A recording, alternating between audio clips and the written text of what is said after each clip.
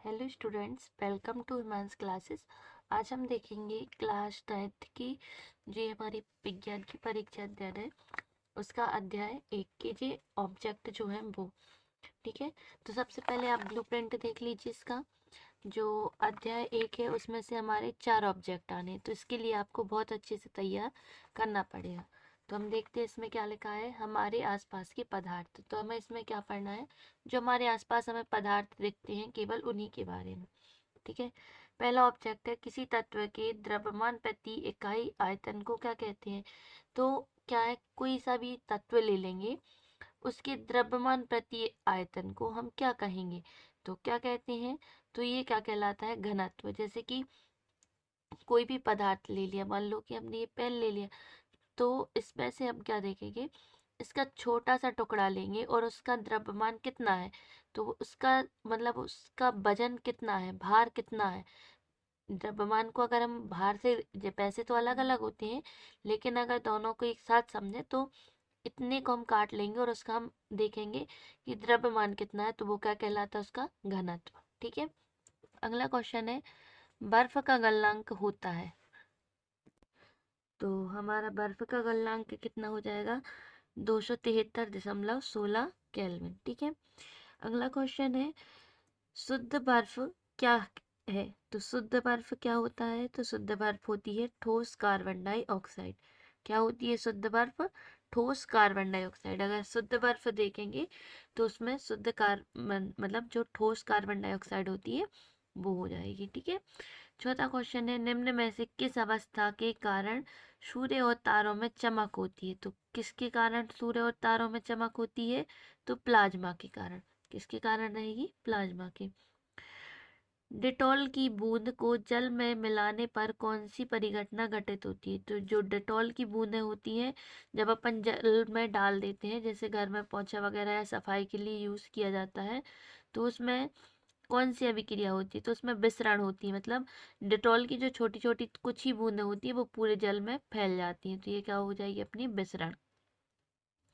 गर्मियों के दौरान मटके में रखा हुआ जल ठंडा हो जाता है, इसका कारण निम्न घटना है। तो ठंडा क्यों हो जाता है, बाष्पीकरण के कारण। आप लोगों ने पढ़ा भी होगा इसको, तो बाष्पीकरण के कारण ऐसा होता है। ठीक है, सातवां क्वेश्चन है, निम्न में से कौन सी स्थिति जल के बाष्पीकरण को बढ़ाएगी। तो जल का जो बाष्पीकरण है वो और ज्यादा बढ़ जाएगा। तो बाष्पीकरण कब बढ़ता है, तो जब ताप में वृद्धि होगी, तो जो जल है वो वाष्प में मतलब भाप में जल्दी जल्दी बदल देगा। तो ताप में ऐसे ही गर्मियों में ताप बढ़ जाता है, इसलिए बाष्पीकरण की दर बढ़ जाती है। इसके बाद हमारा आठवां क्वेश्चन, निम्न में से कौन सा ऊर्ध्वपातज पदार्थ नहीं है। तो ऊर्ध्वपातज पदार्थ नहीं है, तो हमारा कपूर तो सबसे पहले नंबर होता ही है, आयोडीन भी होता है, अमोनियम क्लोराइड भी होता है, लेकिन नमक नहीं होता है। नमक को अगर अपन खुले में रख देंगे तो वो भाप में परिवर्तित नहीं होता, मतलब ऐसा जलाएंगे या फिर कुछ भी करेंगे तो वो सीधा गैसीय अवस्था में परिवर्तित नहीं होता है। पहले काय में बदलेगा, द्रव में, फिर उसके बाद गैस में बदलता है। नमक में आपने लोग ने देखा होगा थोड़ा थोड़ा पानी सा भी हो जाता है कभी कभी, तो वो नमक क्या है, ठोस है, ठोस से द्रव में आएगा, सीधा गैस में नहीं होगा, और ये तीनों गैस में परिवर्तित हो जाती हैं। द्रव धातु का नाम बताना है, तो द्रव धातु कौन सी होती है, पारा। कौन सी होगी, अपनी पारा। जो अपन थर्मामीटर वगैरह रहता है तो उसमें क्या भरा रहता है, पारा भरा रहता है, वो किस अवस्था में होता है, द्रव अवस्था में रहेगा। ठीक है, और बाकी जो धातुएं होती हैं वो सभी ठोस अवस्था में होती हैं। ताप का ऐसा ही मात्रक क्या होता है, तो ताप का ऐसा ही मात्रक अपना केल्विन हो जाएगा। 11वां क्वेश्चन है, दाब बढ़ाने पर निम्न में से किसके आयतन में कमी होती है। अगर अपन दाब बढ़ाएंगे तो किसके आयतन में कमी होगी, तो दाब बढ़ाएंगे तो ठोस का आयतन भी कम हो जाएगा, द्रव का भी होता है और गैस का भी होता है। तो ठीक है, तीनों चीजों का आयतन जो है वो कम हो जाएगा। जैसे कि अपन ने कोई भी रबड़ वगैरह ले ली, तो रबड़ है ठोस, लेकिन जब उस पर अपन दाब बढ़ाएंगे, इस तरीके से उसको दबाएंगे, तो वो क्या हो जाएगी, उसका भी जो आयतन है वो कम होगा। जब ठोस का हो रहा है तो द्रव का भी होगा और गैस का तो होता ही है। ठीक है, चलिए इसके बाद हम देखेंगे अपने रिक्त स्थान। तो इसमें क्या है, भारत के प्राचीन दार्शनिकों ने पदार्थ को खालिस्तान मूल तत्वों में वर्गीकृत किया था। तो इसका आंसर क्या आएगा? 5। पंच तत्व आप लोगों ने सुने ही होंगे, पृथ्वी, वायु, अग्नि, जल और वनस्पति, ये क्या है? अपने पंच तत्व है। आयतन मापने का साधारण मात्रक क्या है? तो आयतन किस चीज में मापते हैं अपन? आयतन मापते हैं लीटर में, ठीक है। इसके बाद है तीसरा, तापमान बढ़ने पर कणों की गतिज ऊर्जा क्या हो जाती है? तो वो बढ़ जाती है। ताप बढ़ाएंगे तो जो गतिज ऊर्जा बढ़ेगी, यानी कि जो कण है वो दूर दूर गति करने लगते हैं। जैसे कि ताप बढ़ाया तो पानी उबलने लगता है और जो भाप बनती है वो भाप जल्दी से ऊपर उठ जाती है, यानी कि ताप बढ़ाने पर गतिज ऊर्जा बढ़ जाती है, ठीक है। ठोसों की अपेक्षा द्रवों में विसरण की दर कैसी होती है? तो विसरण की दर अधिक होती है। मतलब ठोस में थोड़ा सा कम विसरण होगा, मतलब कम फैलेगा, लेकिन द्रव में वो जल्दी से फैल जाता है, तो अधिक होती है। तापमान की माप केल्विन से सेल्सियस में बदलने के लिए दिए हुए तापमान से खालिस्तान घटाना पड़ता है। तो क्या घटा देते हैं? 273। इसका एक क्वेश्चन भी आता है आपसे कि केल्विन को डिग्री सेल्सियस में बदलो और डिग्री सेल्सियस को केल्विन में बदलो, ठीक है। छठवां क्वेश्चन है, वायु में विद्यमान जलवाष्प की मात्रा खालिस्तान को कहते हैं। तो जो वायु में जलवाष्प मिली रहती है उसे क्या कहते हैं अपन? आर्द्रता। वाष्पीकरण से खालिस्तान उत्पन्न होती है, तो क्या उत्पन्न होती है? ठंडक। आठवां क्वेश्चन है, पदार्थ खालिस्तान अवस्थाओं में होता है। तो पदार्थ कितनी अवस्थाओं में होता है? 3। नौवां है, पदार्थों में संपीड्यता का गुण खालिस्तान अवस्था में सर्वाधिक होता है। तो कब होता है? तो गैसों में संपीड्यता का गुण, मतलब उसको दबाएंगे तो सबसे ज्यादा वो संपीड़ित कर सकती है। 25 डिग्री सेल्सियस पर जल की भौतिक अवस्था क्या होती है? तो 25 डिग्री पर द्रव। अपन देखते हैं अपने यहाँ का नॉर्मल तापमान 25 डिग्री सेल्सियस होता है और जल किस अवस्था में है? तो वो द्रव अवस्था में। और जहाँ तापमान कम होता है वहां पे बर्फ में रहेगा और जहाँ तापमान अधिक होता है वहाँ गैसीय अवस्था में। इसके बाद हमें देखना है सत्य सत्य। तो ठोसों एवं द्रवों की तुलना में गैसों में संपीड्यता काफी अधिक होती है। तो ये हमने अभी ऊपर भी देखा था, तो ये सत्य है। द्रवों का निश्चित आयतन एवं निश्चित आकार होता है। तो द्रवों का तो बिल्कुल दोनों चीजें निश्चित नहीं होती हैं। आयतन निश्चित होता है लेकिन आकार निश्चित नहीं होता है।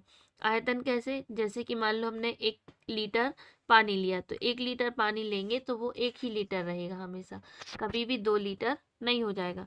लेकिन जो हमारा आकार है, यदि आपने एक ग्लास में भर के रख दिया या फिर बड़े से जग में भर के रख दिया तो वो अलग आकार में रहेगा, और उसे उठा के किसी बोतल में डाल दिया तो वो उस बोतल का आकार ले लेगा। इसलिए ये असत्य हो जाएगा कि आयतन तो निश्चित है लेकिन आकार अनिश्चित है, ठीक है।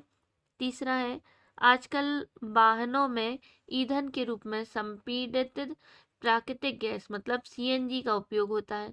तो क्या होता है? तो हाँ, हम देखते हैं दिल्ली वगैरह में अधिकतर सीएनजी गैसों का उपयोग होता है। ये क्या है? अपनी प्राकृतिक गैस है। पदार्थ की अवस्थाओं में परिवर्तन ताप एवं दाब में वृद्धि से नहीं किया जाता है। तो पदार्थ की अवस्था में परिवर्तन, ये बिल्कुल असत्य है। अगर ताप में परिवर्तित करेंगे तो पदार्थ की अवस्था परिवर्तित हो जाती है, और दाब में परिवर्तन करेंगे तब भी पदार्थ की अवस्था परिवर्तित हो जाती है। पांचवा क्वेश्चन है, पदार्थ की अवस्थाएं अंतः परिवर्तित होती हैं।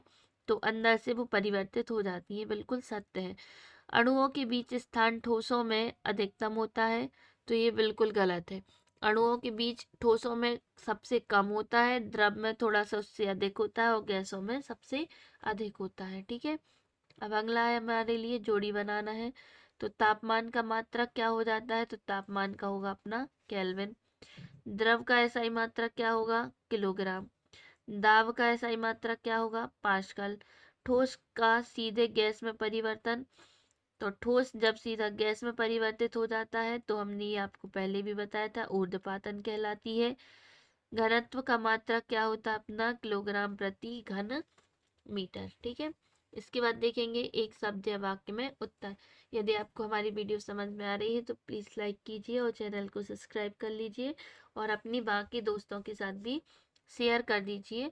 और यदि आपको ये 9th क्लास की साइंस में कुछ भी समझ में नहीं आता है, कोई सा टॉपिक, तो हमें कमेंट करके ज़रूर बताएं, तो मैं उस पर भी अच्छे से वीडियो बना दूंगी और आप लोग को समझा दूंगी। चलिए देखते हैं।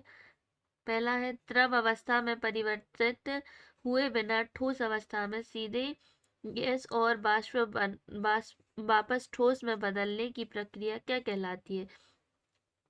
तो कोई पदार्थ है, जैसे गैस है, तो गैस से काय में बदलेगा, पहले द्रव में, और फिर वो द्रव से जाता है ठोस में। ठीक है। अगर वो गैस से सीधा का सीधा काय में बदल जाए ठोस में, या ठोस से सीधा उठ के कहाँ आ जाए, अ, ठोस से सीधा उठ के आ जाए कहाँ पे, गैस में। ठीक है। तो ये प्रक्रिया क्या हो जाएगी अपनी, ऊर्ध्वपातन। हमारे आसपास द्रव की कितनी अवस्थाएं हैं, तो वो 3 है। पदार्थ की अत्यधिक संपीडितता वाली अवस्था कौन सी होती है, तो गैसीय अवस्था। मतलब सबसे ज्यादा संपीड़न किस में हो सकता है, तो वो किस में हो सकता है, गैस में। जिस ताप पर ठोस पिघलकर द्रव बन जाता है वह क्या कहलाता है, तो गलनांक। मतलब पिघल जाए तो वो गलनांक, और क्वथनांक यानी जिस पर उबलने लगे। ठीक है, थैंक यू।